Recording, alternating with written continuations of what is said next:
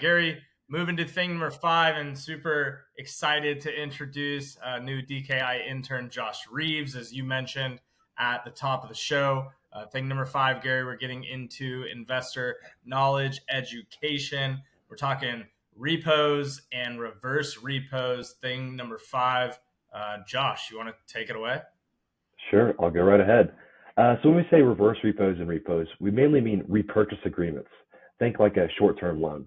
So the repo or repurchase agreement, a short-term loan where one party sells a security, typically a government bond, with the promise of buying it back at a later date, usually overnight. And in this exchange, you get a small chunk of cash to make sure you have enough liquidity to do what you want to do. What this does, like I mentioned, increasing liquidity, a lot of times this will drive down short-term interest rates and making borrowing cheaper. And reverse repos are the exact opposite. An institution like a bank or even the Federal Reserve, central banks, lend cash out temporarily, buying these securities to sell them back at a later date. What happens is they hold on to these securities as collateral in exchange for their initial upfront money with a small amount of interest on the very back.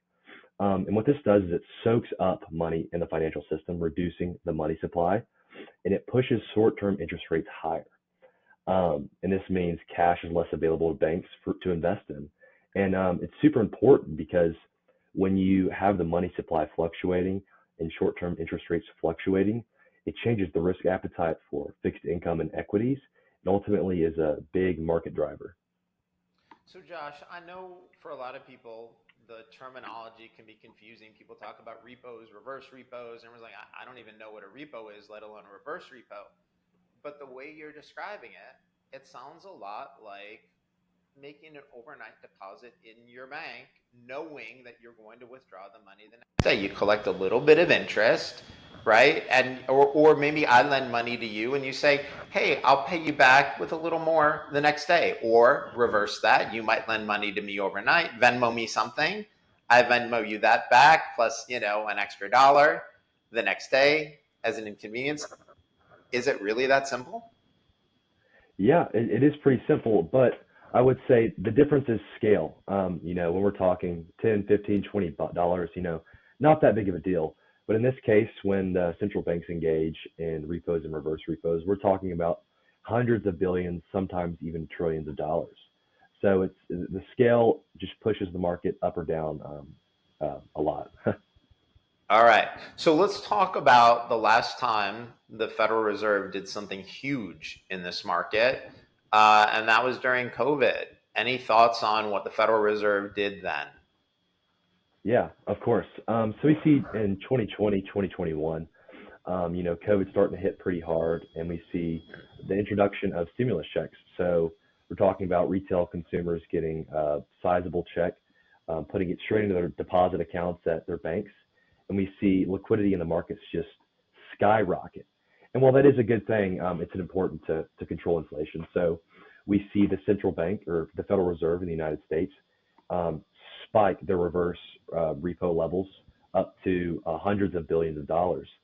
And what this essentially did was it soaked up this excess liquidity just to make sure that the interest rates are getting pushed higher, making inflation a little bit worse.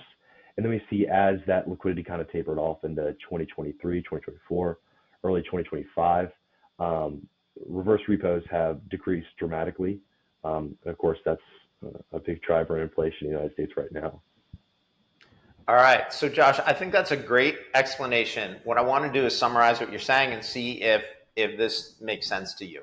What happens is in 2020, we have COVID and the government decides to shut down much of the economy, right? And nobody's going out, no one's spending money, no one's traveling, no one's going to restaurants, to concerts, sporting events, or everything shuts down. And the government then worries, oh no, we're going to have a recession.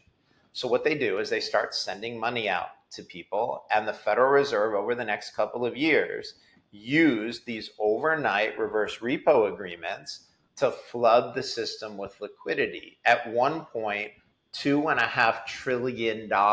This is an enormous amount of money of liquidity that was provided. Well, what did we see then? We saw the horrible inflation that we've all been experiencing since then, which is continuing today. And so then the Federal Reserve, right around early 2023, said, okay, we're really worried about inflation and the economy, looks like it's doing much better. And they start pulling liquidity out of the system and we're reducing the amount of reverse repos. And they took $2.5 trillion of liquidity out of the system slowly, right? And right now, the Federal Reserve, their reverse repo holdings are close to zero. And the reason they did that was because they felt like the economy was in better shape, but they wanted to reduce liquidity and try to help reduce inflation. And I think that's the series of events that you're describing. Am I understanding you correctly? Yes, of course. All right. Well, so everyone, congratulations. Josh Reeves, student in the Haslam School of Business at the University of Tennessee and DKI intern, was our teacher for the day. Josh, great job on this complicated topic. Really appreciate you simplifying something so confusing for all of us. Thank you.